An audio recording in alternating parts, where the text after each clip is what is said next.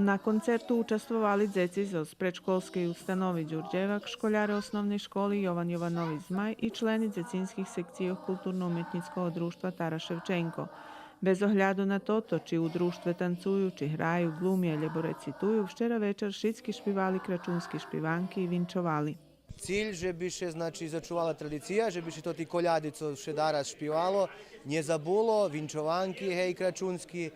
I cilj, żeby djeci robili u tim društve, naučili prihodzić, so osnovni cilj toho društva, żeby naučili tu prihodzić i żeby već posle, jak grošnju, tak grošli izo s tim društvom, hej, vjedno. Učešníkoch pririhtali rukovoditelje dzecinskih sekcijoh, a s pomocu sponzorov za šitskih pririhtani prihodni pakeciki.